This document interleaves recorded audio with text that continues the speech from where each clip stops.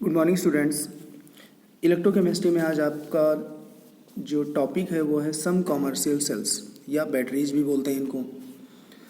तो सम commercial sales या batteries, सबसे पहले यहाँ पे हम सेल की बात करते हैं, क्योंकि सेल जो है छोटी यूनिट है, फिर उससे बैटरी बनती है। Cell it is a device in which one cathode and one electrode, one cathode and one anode are joint with each other. कहने का मतलब ये हुआ कि एक कैथोड और एक एनोड अगर हम ज्वाइन करेंगे तो उस अरेंजमेंट को हम लोग नाम देते हैं सेल। एक कैथोड और एक एनोड को अगर हम कनेक्ट कर दें तो उस अरेंजमेंट को हम लोग नाम देते हैं सेल। अब इसके बाद टर्म आता है बैटरी। तो group of cells is known as battery. अगर कई सारे सेल एक साथ ग्रुप में कर दिए तो उनको हम लोग बोलते हैं बैटरी। कहने का मतलब कई एनोड और कई cathode, group of cathode, group of anode. ठीक, तो यहाँ पे टाइप्स ऑफ सेल्स। इसके पहले बच्चों सेल्स हमने जो पढ़ा था चैप्टर के स्टार्टिंग में, इलेक्ट्रोलिटिक, इलेक्ट्रोकेमिकल कंसंट्रेशन, वो तो था on the basis of conversion of which energy into which energy. कौन सी एनर्जी का कन्वर्जन किस एनर्जी में होता है, इलेक्ट्रिकल का केमिकल या केमिकल का इलेक्ट्रिकल में। यहाँ पे जो टाइप्स ऑफ सेल बताए गए हैं ये on the basis of charging, charge करने, बार बार चार्ज किए जा सकते हैं यूज करने के लिए, या बार बार चार्ज नहीं किए जा सकते हैं। तो उसके बेस पे यहाँ पे सेल को क्लासीफाई किया गया है। तो यहाँ पे तीन तरह के सेल हैं, primary cells, secondary cells and fuel cells. अब इनको वन बाय वन हम लोग स्टडी करेंगे। सबसे पहले number A, primary cells. Primary cells क्या होते हैं? तो in which the reduction reactions occurs only once and the cell becomes dead और damage after some time and can not be recharge again. ऐसे सेल जिसमें रिडॉक्स रिएक्शन एक बार होती है, उसके बाद फिर वो हम उनको दोबारा रिचार्ज नहीं कर सकते हैं, और एक बार रिडॉक्स रिएक्शन होने के बाद वो सेल डेड हो जाते हैं, डैमेज हो जाते हैं, उनको हम लोग बोलते हैं प्राइमरी सेल्स।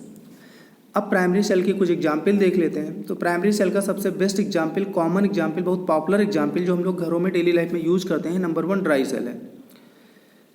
ड्राई सेल का दूसरा भी नाम है Leclanche cell. It is also known as Leclanche cell, क्योंकि इसको सबसे पहले लेक्लांची नामक साइंटिस्ट ने बनाया था। ये ड्राई सेल वही सेल है जो बच्चों जो घरों में हम ट्रांजिस्टर में यूज करते हैं। एक जिंक का सिलेंडर होता है छोटा सा, जो कि बाहर से कागज़ उस पर लगा होता है, अंदर उसमें एक ग्रेफाइट की रॉड लगी होती है जिसके ऊपर मेटल कैप लगा होता है, ये वही ड्राई सेल है। तो इसमें जो बेसिक टर्म है, जो इंपॉर्टेंट थिंग्स हैं, उनको हम लोग देख लेते हैं। यहाँ पे बहुत पूछा जाता है एनोड किसका बना होता है। तो एनोड जो है सिलिंड्रिकल जिंक कंटेनर होता है, पूरा का पूरा वो सिलिंड्रिकल कंटेनर होता है जो जिंक का बना होता है, वो एनोड का काम करता है। कैथोड कार्बन, वो भी ग्रेफाइट रॉड, क्योंकि ग्रेफाइट इलेक्ट्रिसिटी का कंडक्टर है, डायमंड तो है नहीं, डायमंड कॉस्टली भी है। तो carbon graphite rod placed in centre. Carbon की जो ग्रेफाइट रॉड है वो सेंटर में प्लेस होती है, but not touching the base, लेकिन बेस को नहीं टच करती है। क्लियर, क्योंकि बेस किसका होगा, एनोड है, जिंक कंटेनर है, तो उसको टच नहीं करती है। इलेक्ट्रोलाइट, अब ये कैथोड और एनोड के बीच में electrolyte paste of NH4Cl and ZnCl2 and MnO2+C, इन सब कंपाउंडों का वहाँ पे paste as a electrolyte use होता है। इनमें इंपॉर्टेंट है इलेक्ट्रोड रिएक्शंस। इलेक्ट्रोड रिएक्शंस बहुत पूछी जाती हैं, तो हमें इलेक्ट्रोड रिएक्शंस तैयार होनी चाहिए। एट एनोड, जैसा कि हम सबको पता है कि एनोड किसका बना हुआ है, जिंक का बना हुआ है। तो जिंक यहाँ पे जिंक 2+ में कन्वर्ट होंगे by losing 2 electron, that is oxidation. क्या होगा, ऑक्सीडेशन। एट कैथोड, कैथोड जैसा कि हम सबको पता है कि कार्बन ग्रेफाइट रॉड की बनी है, और इस कैथोड के चारों तरफ MnO2+C कार्बन का पाउडर भरा होता है, जो कैथोड के चारों तरफ सराउंड होता है। उसके बाद एक पोरस पार्टीशन लगा होता है, और उस पोरस पार्टीशन और एनोड के बीच में NH4Cl और ZnCl2 भरा होता है। तो कहने का मतलब कैथोड और एनोड, इसके बीच में एक पोरस पार्टीशन भी लगा होता है। पोरस पार्टीशन और कैथोड के बीच में MnO2+ कार्बन पाउडर भरा होता है, और पोरस और जिंक का जो कंटेनर है उसके बीच में NH4Cl और ZnCl2 भरा होता है। Clear.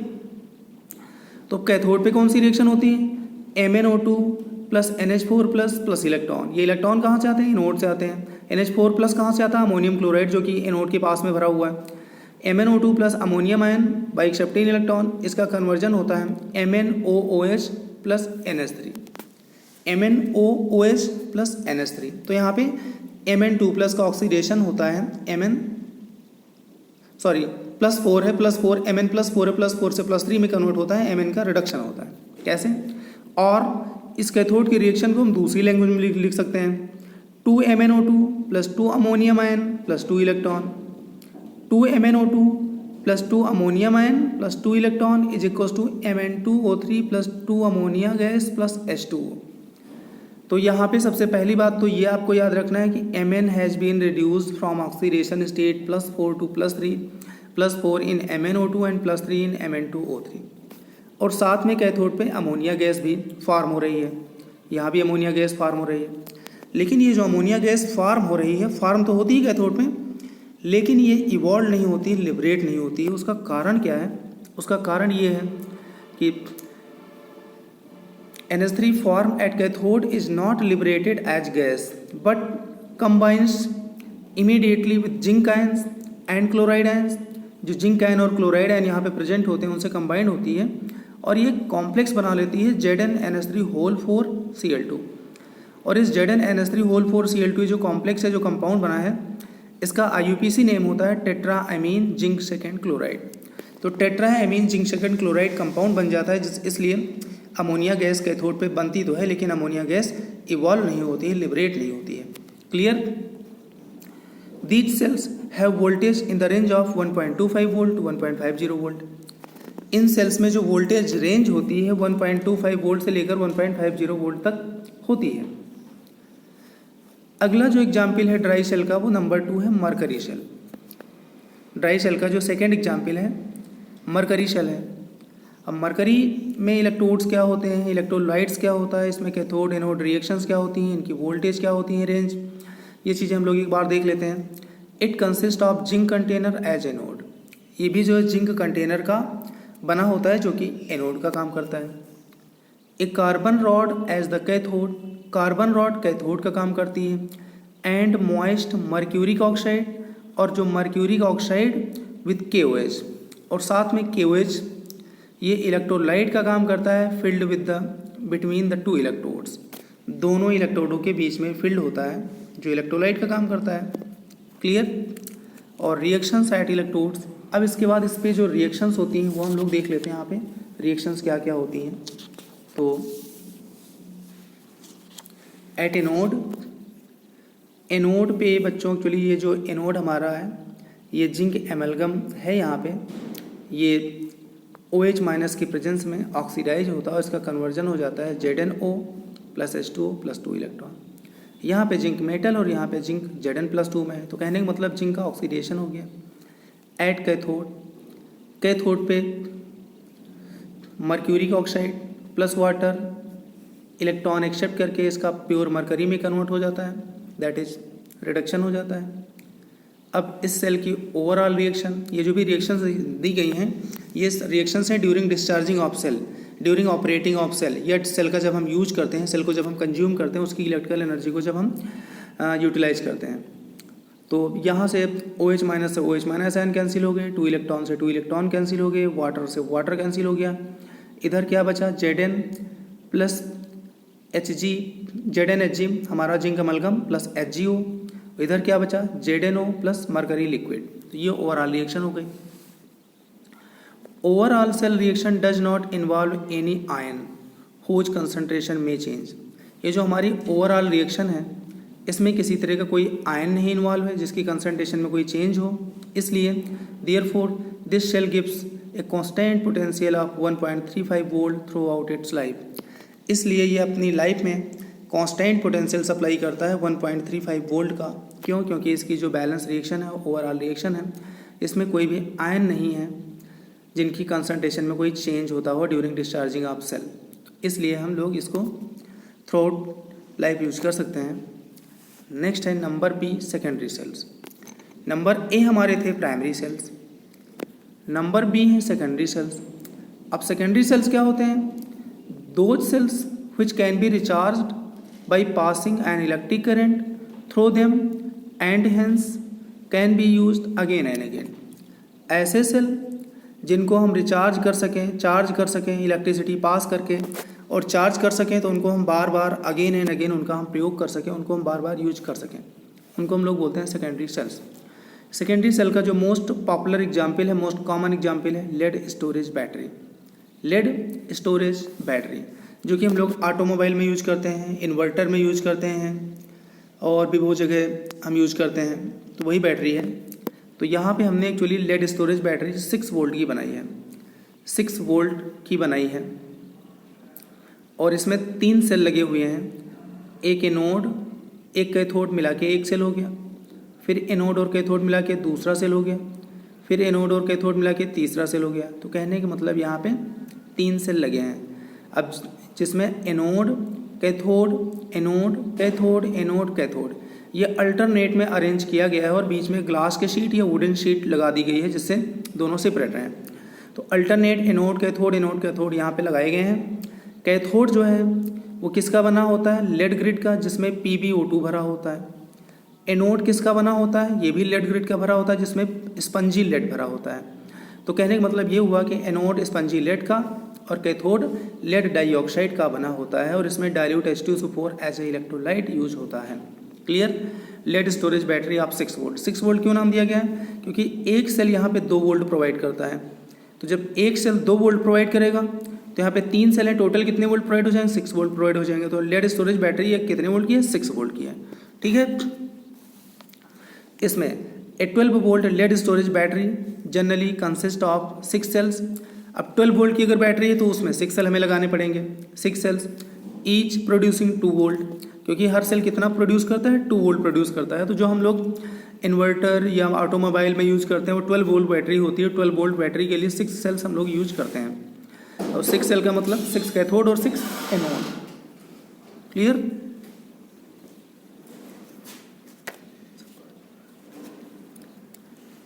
A 12 volt lead storage battery generally consists of 6 cells, each producing 2 volt. Anode is made up of lead grid filled with spongy lead. Cathode is also made up of lead grid filled with lead dioxide. These electrodes are arranged alternately, separated by thin wooden of fiber glass sheet and suspended in dilute sulfuric acid.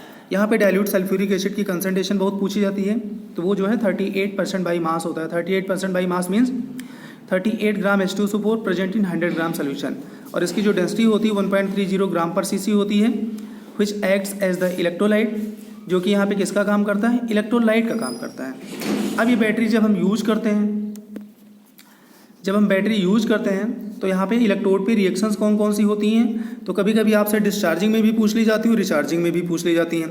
तो हम लोग एक साथ दोनों reaction आपको बता देते हैं। सबसे पहले एट एनोड जैसा कि हम सबको बच्चों पता है कि लेड का बना होता है। सल्फेट आयन कहाँ से मिलते हैं? हमें H2SO4 से मिलते हैं। तो Pb plus sulphate ion converts होते हैं PbSO4 में बाई लॉसिंग 2 इलेक्ट्रॉन। यहाँ पे लेड का ऑक्सीडेशन होता है।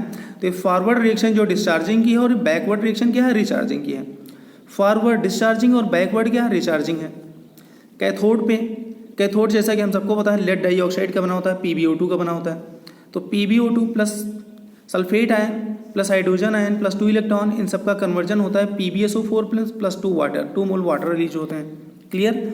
ये रिएक्शन भी जो है कैथोड पे फॉरवर्ड डिस्चार्जिंग का मतलब जब बैटरी को हम यूज करते हैं, बैटरी को हम कंज्यूम करते हैं, और बैकवर्ड क्या है? रिचार्जिंग है। तो जब आप डिस्चार्जिंग पूछी जाएगी तो फॉरवर्ड लिखोगे, रिचार्जिंग पूछी जाएगी तो बैकवर्ड लिखोगे। ऐसे इसमें भी forward discharging, backward recharging. Overall cathode anode की जो रिएक्शन हो जाएगी हमारी overall reaction Pb plus PbO2 plus 4 hydrogen plus sulphate ion, ये सब कन्वर्ट हो गए PbSO4 प्लस 2 H2O। तो डिस्चार्जिंग में फॉरवर्ड लेड सल्फेट बनता है जिसका कलर व्हाइट होता है, और ये जो लेड सल्फेट एनोड के भी टर्मिनल और कैथोड के भी टर्मिनल पे स्टिक हो जाता है, चिपका होता है। इसलिए बच्चों कभी आपने देखा होगा कि बैटरी के जो टर्मिनल हैं वो व्हाइट कलर के हमें दिखाई पड़ते हैं थोड़े दिन बाद। तो उसका कारण क्या है? Due to the deposition of white colour lead sulphate on the anode and cathode terminal. तो PbSO4 बनता है प्लस वाटर बनता है। रिचार्जिंग में PbSO4 तो वहीं टर्मिनल पे प्रेजेंट होता है और वाटर हम टाइम टू टाइम ऐड कर देते हैं, तो ये रिचार्ज हो जाती है और बैटरी फिर से हम लोग काम में ले सकते हैं। तो ये हो गई इनकी electrode reactions lead storage battery की। अब इसके बाद लेड स्टोरेज बैटरी में कुछ पॉइंट हम जब हम बैटरी को यूज करते हैं तो वहाँ पे H2SO4 यूज होता है, क्योंकि देखा होगा सल्फेट आयन दोनों जगह यूज होते हैं और H+ आयन कैथोड पे यूज होते हैं। तो कहने का मतलब H2SO4 time to time consume होता रहता है, इसलिए हमें याद रखना है बच्चों, intensity of H2SO4 falls below 1.20 ग्राम पर cc। अगर 1.20 ग्राम पर cc से बिलो चली गई देन बैटरी नीड्स रिचार्ज। इसका मतलब बैटरी को रिचार्जिंग की आवश्यकता है और हम बैटरी को फिर से रिचार्ज करेंगे। सेकेंडरी सेल्स का जो सेकेंड एग्जाम्पल है, नंबर 2 एग्जाम्पल है निकिल कैडमियम स्टोरेज सेल। अब निकिल कैडमियम स्टोरेज सेल, इसमें हम लोग देख लेते हैं कि एनोड किसका बना है, कैथोड किसका बना है, इलेक्ट्रोलाइट्स हम लोग क्या यूज करते हैं, एनोड कैथोड की रिएक्शन क्या है, इसका पोटेंशियल वोल्टेज क्या देता है, बस ये सारी बातें हमें। तो it consist of cadmium electrodes as anode. यहाँ पे एनोड जो है कैडमियम का बना होता है। A metal grid containing nickel 4th oxide मतलब NiO2 ये कैथोड का काम करती है और KOH यहाँ पे एज ए इलेक्ट्रोलाइट यूज होता है। इसमें इलेक्ट्रोड रिएक्शंस जो है ड्यूरिंग डिस्चार्जिंग एट एनोड पे जैसा कि पता है आपको कैडमियम का बना है, तो कैडमियम OH- की प्रेजेंस में ऑक्सीडाइज होकर CdOH2 इलेक्ट्रॉन, कैडमियम का ऑक्सीडेशन हो गया। At cathode NiO2 in presence of water which is present in aqueous KOH reduce into NiOH2 OH-। यहाँ पे Ni+4 था, +4 से किस में कन्वर्ट हो गया, +2 में कन्वर्ट हो गया। ओवरऑल सेल रिएक्शन क्या हो गई, overall cell reaction cadmium plus NiO2 plus 2 water, इन सब का कन्वर्जन हो गया CdOH2 प्लस NiOH2 में।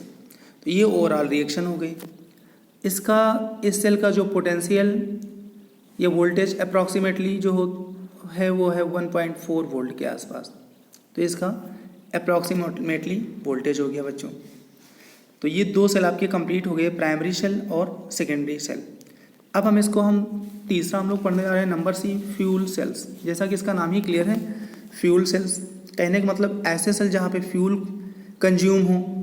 तो फ्यूल सेल्स को अगर हम जनरली अगर जानना चाहें तो ऐसे सेल जहाँ पे फ्यूल का कंबशन हो और फ्यूल के कंबशन से वो जो एनर्जी प्रोड्यूस हो उसका डायरेक्टली इलेक्ट्रिकल एनर्जी में कन्वर्जन हो जाए, इनको हम लोग बोलते हैं फ्यूल सेल।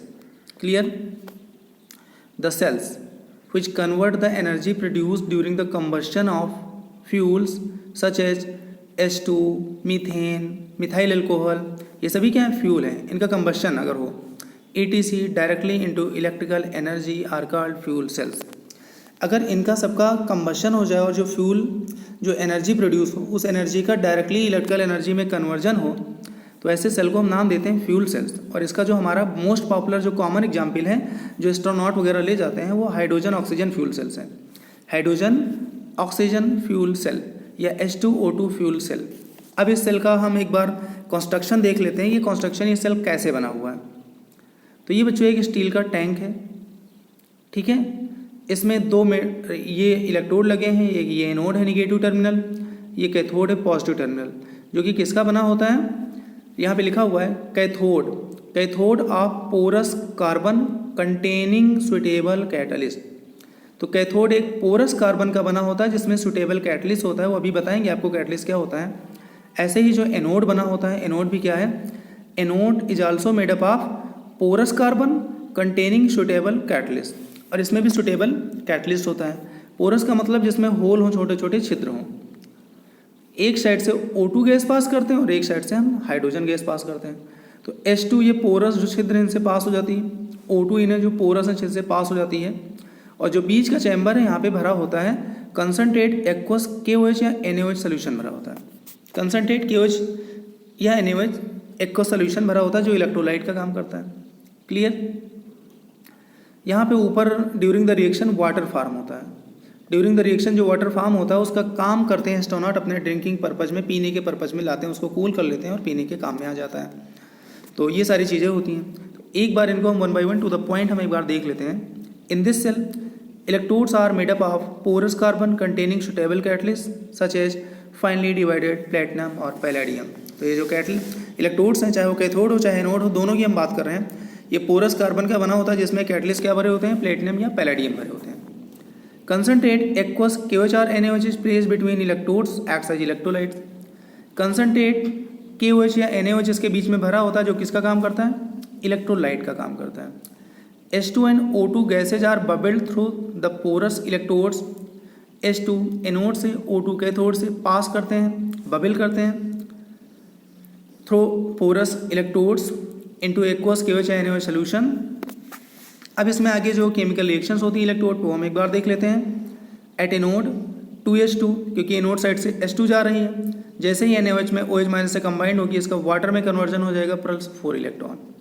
ये 4 इलेक्ट्रॉन कैथोड साइड से O2 आ रही है, O2 जैसे ही कंसनट्रेट एक्वस NaOH में जाएगी वहाँ पे वाटर से ये O2 रिएक्शन कर जाएगी और 4 इलेक्ट्रॉन जो एनोड साइड से है उनसे कंबाइंड हो जाएगी और इसका कन्वर्जन हो जाएगा 4OH माइनस में। ओवरऑल रिएक्शन की बात करेंगे तो 4 इलेक्ट्रॉन से 4 इलेक्ट्रॉन कैंसिल हो गए, 4OH माइनस से 4OH माइनस कैंसिल हो गए, 2H2 प्लस O2 इसका कन्वर्जन हो गया 2 वाटर लिक्विड में।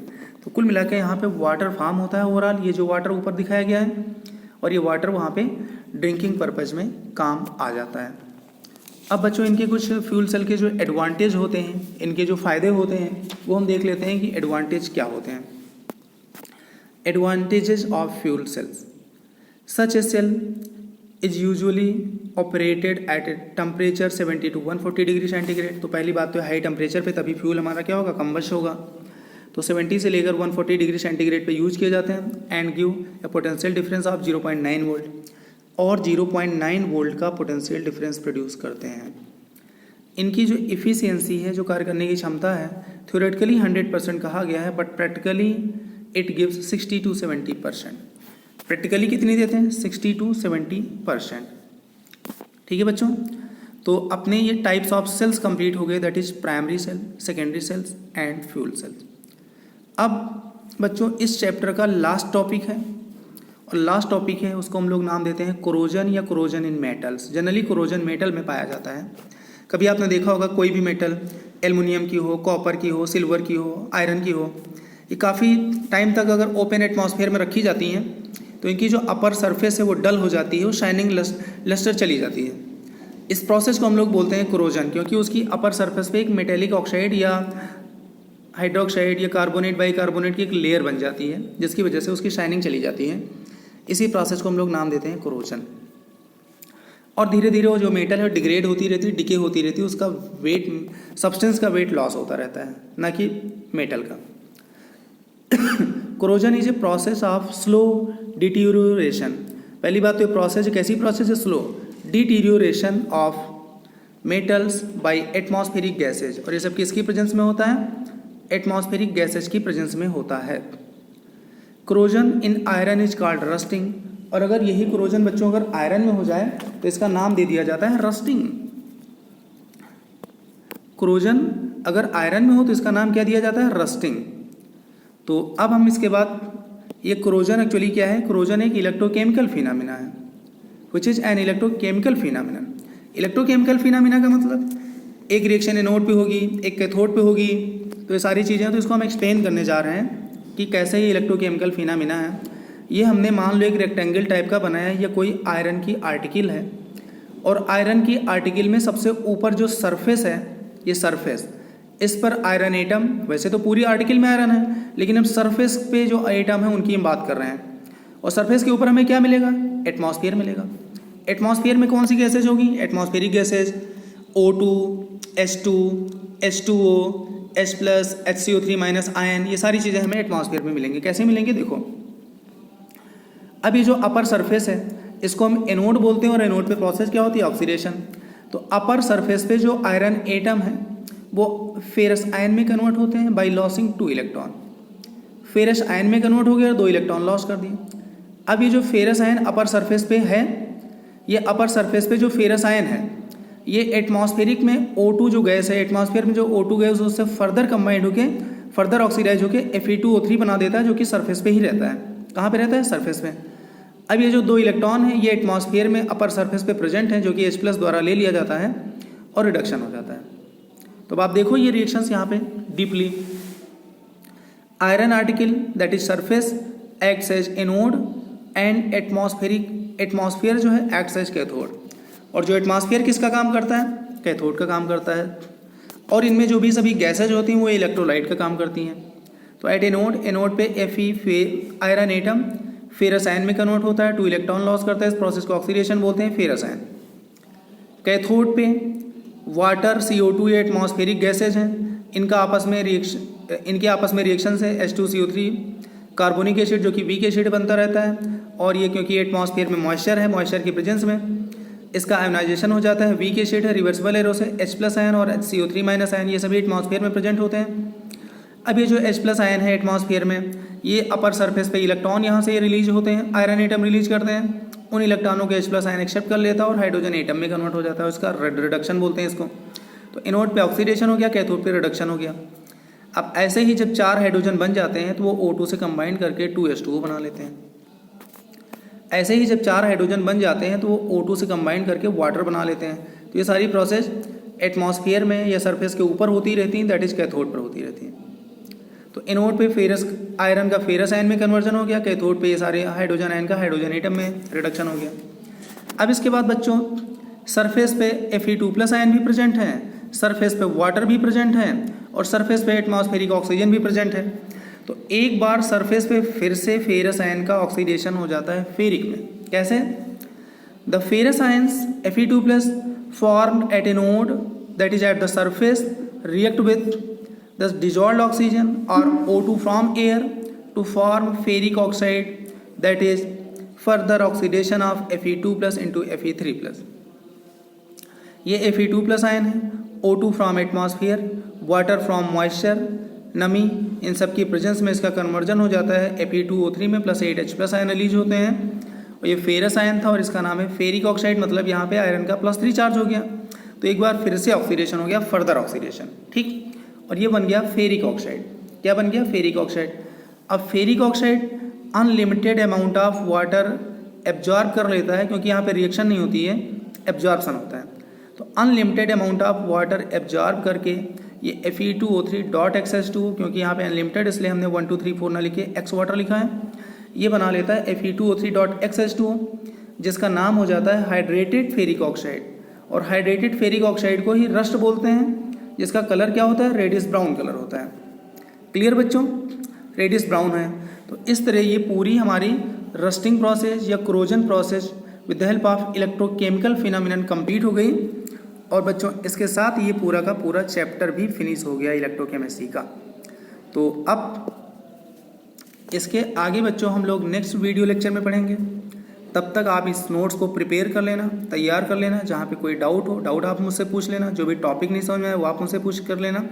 और इस हमारे यूट्यूब चैनल को लाइक कर देना, सब्सक्राइब कर देना और शेयर भी कर देना। Thank you, very good.